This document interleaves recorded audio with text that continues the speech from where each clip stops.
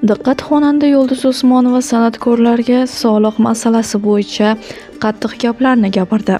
Assalomu alaykum, hurmatli tomoshabin. Tezkor yangiliklardan xabardor bo'lib turishni istasangiz, kanalimizga obuna bo'lib, videolarimiz davomida bir dona like tugmachasini bosib qoldirishni unutmang. O'zbekistonda 2026-yil 1-sentyabrdan boshlab san'atkorlar va boshlovchilar ko'rsatadigan xizmatlarni soliq ilovasida ro'yxatga olish hamda bir xizmat bir to'lov tamoyili asosida soliq tortish rejalashtirilmoqda. Mazkur qaror loyihasining e'lon qilinishi shou-biznes vakillari o'rtasida keng muhokama va e'tirozlarga sabab bo'lmoqda. O'zbekiston xalq artisti Yulduz Usmonova bu borada qanday fikrda?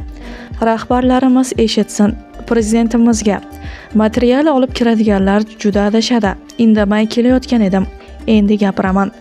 Voy, to'ylarda isrofgarchilik bo'lyapti. San'atkorlarni qisqartirish kerak deyishadi. Agar biz isrofgarchilik bo'lsak, bizni konsertingizga qo'ymang. Nima qilib davlat tadbirlarida bizni qo'yyapsizlar? Qo'yinglar. San'atkorlarni qirib yuboringlar. Xatmi Qur'on qilib, aqiqa qilib o'zingiz o'tkazavering. Nima bo'ladi? Kim ishlaydi? Eng yomon, eng ishlamaydigan san'atkor ham fonogramma qilish uchun necha pul sarflaydi?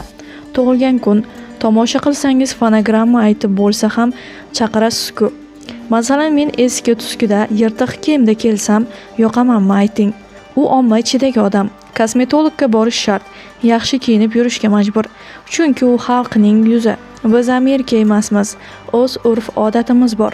Yirtiq kiyim to'g'ri kelmaydi, lekin bizda birorta qo'shiq uchun pul to'lanyaptimi?